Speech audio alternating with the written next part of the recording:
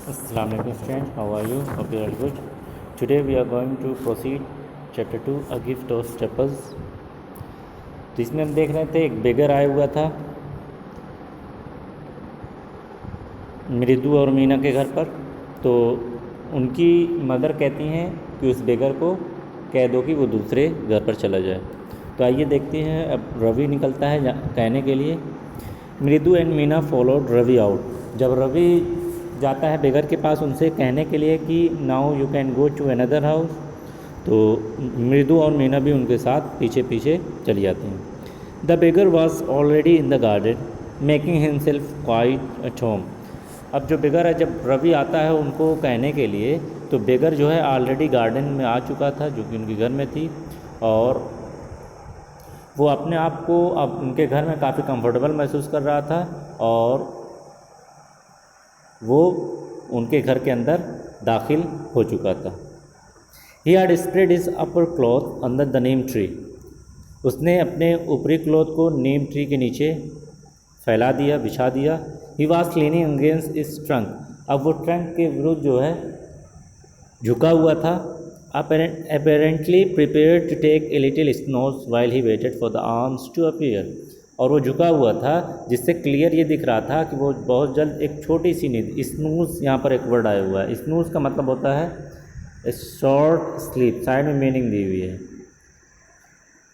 तो एक स्नूज लेने वाला था, एक शॉर्ट स्लीप लेने वाला था, और उसी समय वो वेट कर रहा था कि अंदर से आर्म्स आए। आर्म्स कहते हैं भीख को।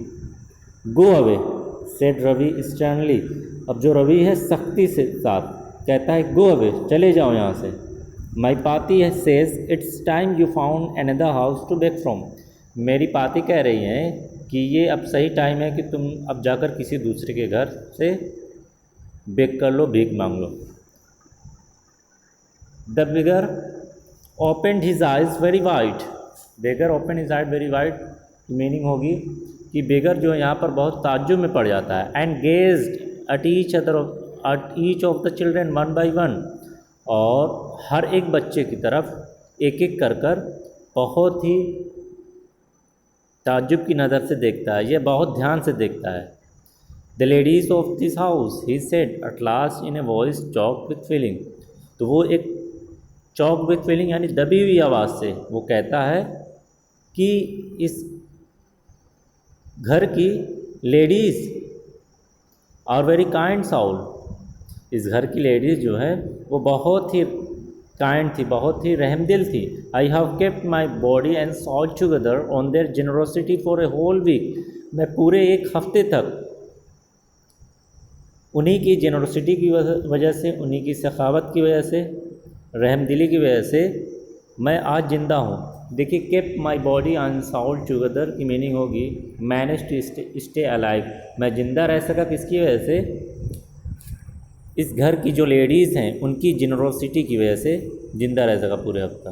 तो उनको बहुत झटका लगता है कि वो क्यों मुझे भगा रहे हैं। I can not believe that they would turn me away.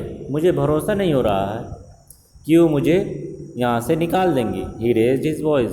वो थोड़ा ऊंची आवाज़ में कहा, क्या कहता है? अम्मा अम्मा oh sad his well might B.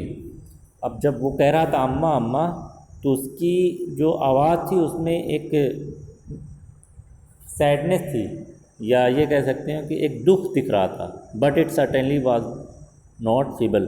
लेकिन वो इतनी कमज़ोर नहीं थी कि उसे सुना ना जा सके, यानी वो तेज़ आवाज़ में अम्मा ओ अम्मा कह रहा था। It began in a deep strong rumble somewhere in his withered belly and came booming out of his mouth. अब देखिए यहाँ पर कुछ वर्ड है, उनकी मीनिंग जान लीजिए। फीबल का मीनिंग होती है कमज़ोर।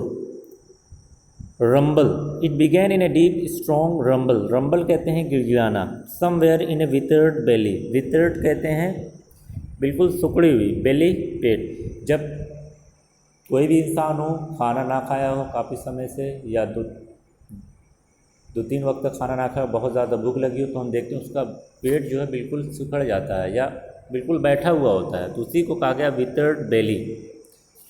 तो जब वो बोल रहा था तो मानो उसकी जो आवाज़ है वो उसके दबे हुए पेट से निकल रही थी, गिड़गिड़ा कर एक डीप, एक गहरी और तेज़ आवाज़ से बोल रहा था, अम्मा, ओ अम्मा।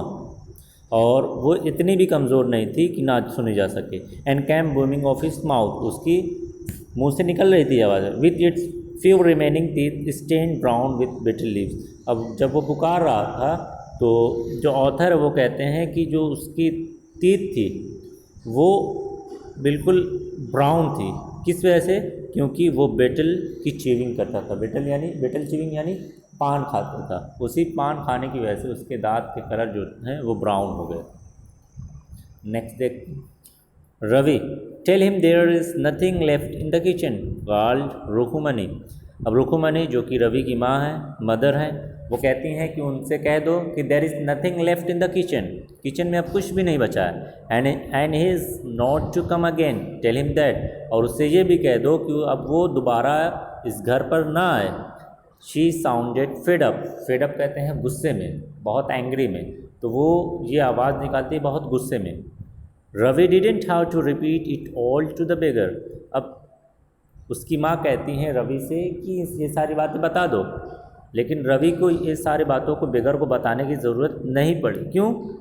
What his mother said has been easy for them all to hear there under the neem tree. कह रहे थे, ऑथर कह रहा है कि जो उसकी माँ ने कहा वो इतनी तेज़ आवाज़ में कहा था कि वो आवाज़ उस नीम ट्री के पास जहाँ पर बेगर और रवि थे वहाँ तक पहुँच सकती थी। यानी बेगर ने रुकुमनी की आवाज़ को सुन लिया था कि वो कह रही हैं कि वो अब यहाँ से चले जाए और दोबारा इस घर पर ना आए, क्योंकि किचन में अब कुछ बचा हुआ नहीं है।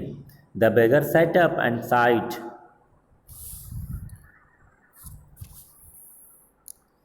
आई will go he said wearily. अब वेयरली यहाँ पर वर्ड आ रहा है। वेयरली मतलब होता है बहुत ज़्यादा थका हुआ। तो बहुत ज़्यादा थके हुए आवाज़ में बेकर कहता है मैं चला जाऊँगा।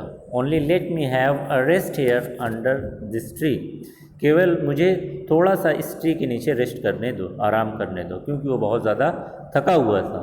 The sun is so hot the tar has melted on the road. कह रहा है कि सन इतना ज़्यादा गर्म है कि जो रोड की तार है वो बिल्कुल पिघल चुकी है। माई फीट और ऑलरेडी ब्लिस्टर्ड, मेरी फीट में ऑलरेडी उसकी वजह से छाले निकल चुकी हैं। यानी वो बता रहा है, गर्मी को बता रहा है कि गर्मी इतनी ज़्यादा है कि गर्मी की वजह से जो रोड का जो तार होता है वो बिल्कुल पिघल चुका है और वो उस पिघलन की वजह से उसके पैर में जो है छाले निकल आए हैं उसकी गर्मी की वजह से।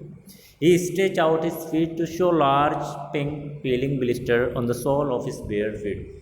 और ऐसा वो लगता है अपने फीट को फैलाता है उसे दिखाने के लिए कि देखिए मैं झूठ नहीं बोल रहा हूँ, ये देखिए मेरे फीट में बड़े पिंक कलर के छाले निकले हुए हैं।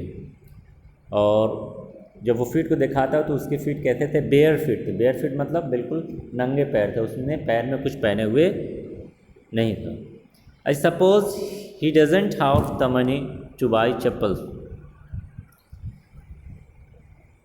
मैं सोचा कि उसके पास शायद पैसे नहीं है चप्पल खरीदने के लिए। Mridu whisper to Meena and Ravi. अब मृदु जो है विस्पर मतलब होता है गुनगुनाना, यानी धीमी आवाज़ में कहना। तो मीना और रवि को बिल्कुल धीमी आवाज़ में, ये मान लो कि जब हम कान में कुछ हल्की सी आवाज़ में कहते हैं तो उसी को विस्पर्ड कहते हैं। जो मृदु जो है मीना और रवि को विस्पर कहते हुए कहती है कि मुझे लग रहा है कि इसके पास कुछ पैसे नहीं है चप्पल खरीदने के लिए।